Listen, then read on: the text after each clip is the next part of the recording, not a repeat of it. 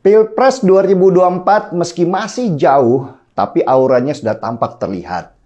Tahun depan atau tahun 2023 tepatnya di bulan September adalah waktu pendaftaran calon presiden. Jadi sekarang para calon sudah mulai lenggak-lenggok menampilkan dirinya supaya terlihat cantik. Dari rangkuman berbagai survei, nama Ganjar Pranowo sudah melewati Prabowo Subianto sekarang ini. Ganjar kelihatannya punya aura menarik untuk dijadikan capres oleh banyak orang.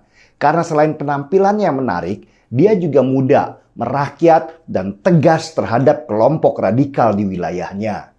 Dan Ganjar Pranowo sampai sekarang masih dianggap sebagai penerusnya Jokowi.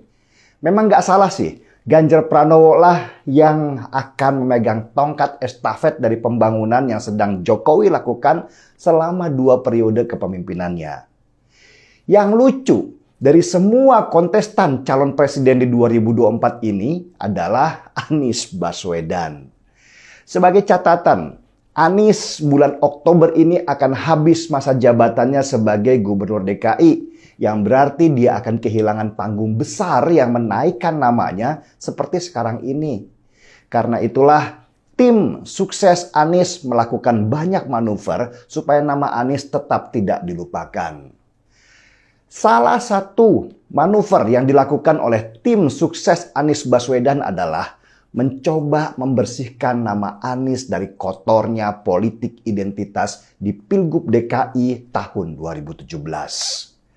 Sebenarnya kata kotor masih terlalu sopan. Saya sih bilang kalau Pilgub DKI di tahun 2017 itu adalah pemilu kita yang paling barbar, paling menjijikkan. Pilgub DKI tahun 2017 itulah awal mula terjadinya perpecahan di negeri ini karena politik identitas. Saya masih ingat banget pada waktu Pilgub DKI di tahun 2017 itu bertebaran spanduk-spanduk di banyak masjid di Jakarta untuk melarang mensolatkan jenazah mereka yang memilih Ahok sebagai calon gubernur. Masjid yang suci, yang sering diibaratkan sebagai rumah Tuhan itu menjadi najis pada waktu itu karena kotornya politik dibawa masuk ke dalam. Ceramah-ceramah yang memaki-maki, melakukan provokasi, memfitnah, bahkan menyudutkan seseorang dengan mempelintir ayat-ayat dalam kitab suci menjadi tren yang digaungkan pada waktu itu. Bahkan salah satu wakil dari calon gubernur waktu itu, Jarod Saiful Hidayat, mengalami perihnya diusir dari masjid waktu sedang sholat Jumat. Benar-benar menjijikkan bagaimana sesama muslim bisa dibuat membenci muslim lain yang sedang ibadah hanya karena pilihan politik yang beda. Inilah awal mula dari polarisasi di Indonesia. Polarisasi adalah perbedaan pandangan yang menguat di antara dua kubu. Ada lagi seorang nenek bernama Hindun yang ketika dia meninggal, masjid di dekat rumahnya tidak ada yang mau mensolatkan jenazahnya karena berbeda pilihan. Belum lagi persekusi mental yang didapati ketika ada yang lebih memilih Ahok sebagai gubernur daripada Anies Baswedan.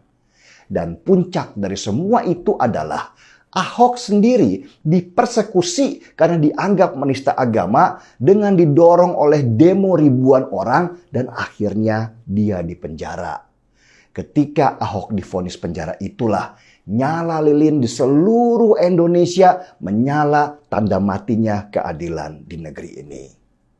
Belum hilang luka, Anies kemudian mengumumkan kemenangannya lewat pidato yang menyebut-nyebut kata pribumi. Perihnya luka yang ditimbulkan akibat Pilgub DKI tahun 2017 masih terasa sampai sekarang. Bukan karena Ahok kalah, tetapi karena kita melihat dengan mata kepala sendiri betapa brutal dan barbarnya demokrasi kita pada waktu itu. Masyarakat terbelah antara kubu nasionalis dan kubu agamis. Dan situasi itu dimanfaatkan betul oleh Anies Baswedan untuk memenangkan pertarungan. Politik identitas yang bisa membakar negeri ini sampai hancur lebur, dia nikmati hanya demi kekuasaan.